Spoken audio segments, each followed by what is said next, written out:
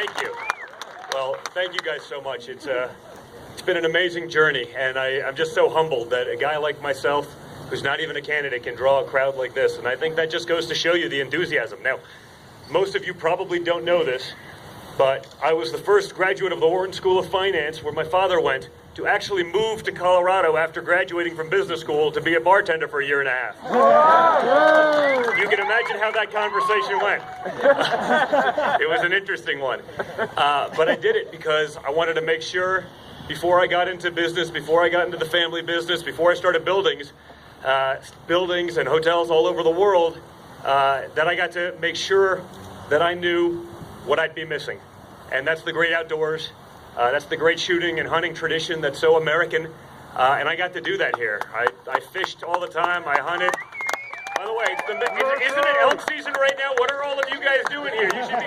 It's probably the end of bow season about now, going into early rifle season, maybe muzzleloader. So, I had to put all mine aside this year because we're trying to save the free world.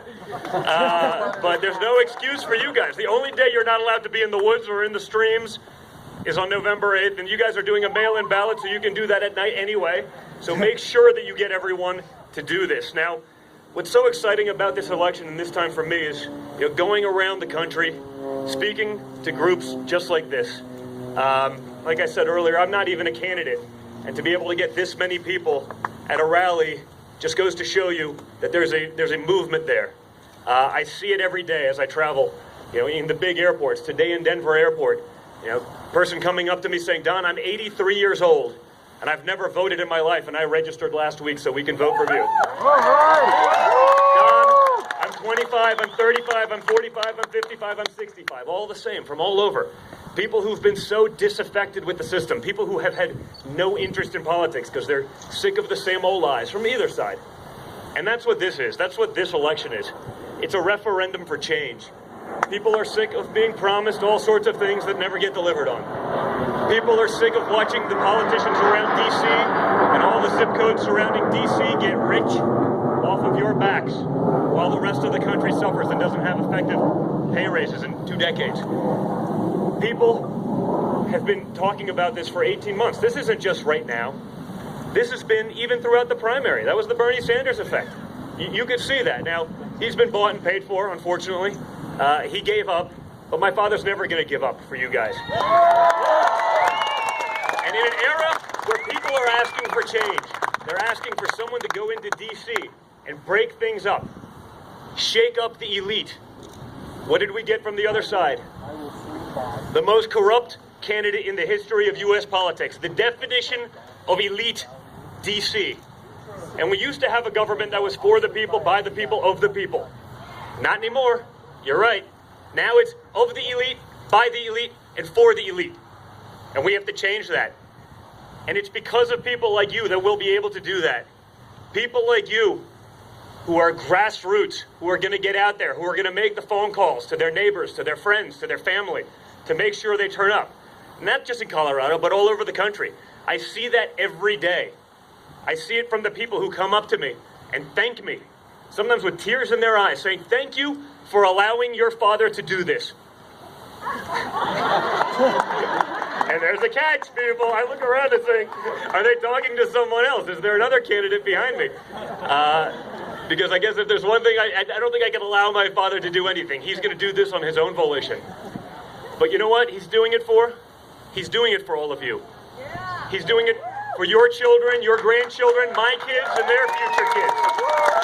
Because if there's one person who doesn't need this job, it's my father. Thank you. Hey guys, he knows what comes with it. He knows what's going to happen when you're running against this corrupt machine. You've seen that. He's been in the public eye for 40 years, and all of a sudden, with 25 days left, all of these quote-unquote scandals, it's pretty laughable if it wasn't so pathetic. But that's what we're up against. We're up against a corrupt system that has it in the bag. We've seen that. I mean, we saw that before all the WikiLeaks stuff coming out. Now, yes it is. Now you see her real stance on the Second Amendment, which we have to protect. I'm an unlikely champion of the Second Amendment, of the great outdoors, of the hunting and fishing tradition that make America so great. I mean, I'm the son of a rich guy from New York. But you know what? At a young age, I had a grandfather and a father who understood that while the things that I was brought up around in New York City, were great. I was blessed to be able to have all that in terms of a good education, amazing experiences. Both of them collectively decided that I needed to also see the other side of life. And so my grandfather, who was a blue-collar electrician from communist Czechoslovakia, took me over there every summer for 6 weeks. He said, "There's the woods. I'll see you at dark." And I fell in love with that tradition. I had mentors along the way because I'm pretty aggressive, and I was able to ask people along the way, take me out into the field, take me hunting, take me fishing, teach me something else. And I learned a lot from that. And the reason I'm a champion for all of these things is because I know what it can do. For that kid from New York who would have been exposed to a lot of other things, and that's not to say I was always an angel, okay? We've all, I'm sure we've all been there. But it kept me out of a lot of other trouble, because when you're going into the woods at 5 o'clock in the morning, when you're in a tree stand or you're in a duck blind, it's hard to get into trouble from all the other things in life. And if I can get my kids off of a couch, off of their iPads, away from video games, away from TVs, and into the woods, or onto a stream, or onto a range, they're going to learn so much more than they ever will doing those other activities. They're going to learn discipline. They're going to learn patience. They're going to learn perseverance. And so we have to protect those things. It's so important. Like I said, I'm sort of an all-inclusive outdoorsman. I hunt with bow, shotguns, rifles, handguns, just about everything. But I also travel the country as a competitive shooter. I do all my own reloading. I take it pretty seriously. And thank you.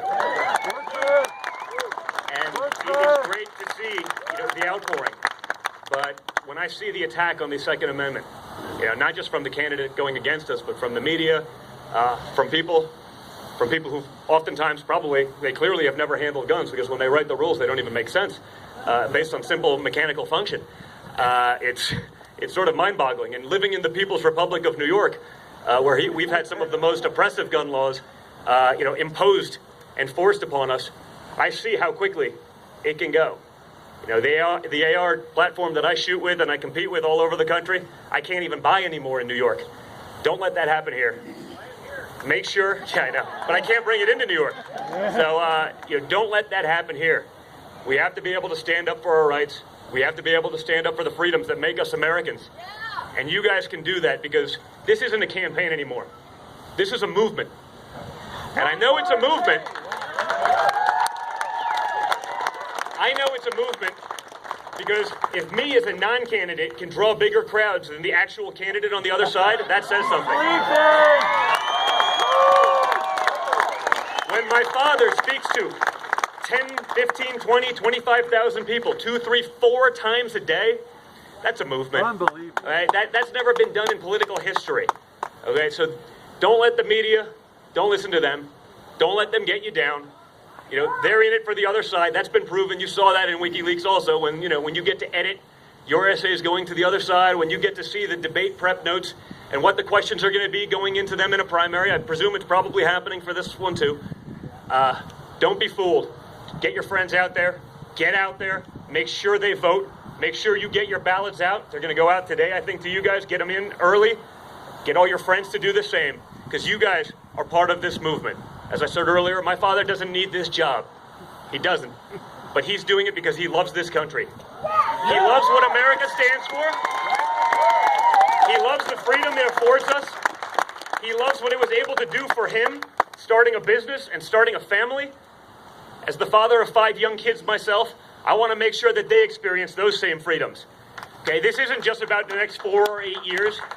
If you lose the Supreme Court, that's 30 or 40 years, okay? The Second Amendment's gone. You've seen what they've said about Christians, what they've said about evangelicals, what they've said about Catholics. Those basic freedoms are probably gone. You're going to have someone legislating from a bench, imposing their morals or lack thereof upon all of you. And we can't have that in our country.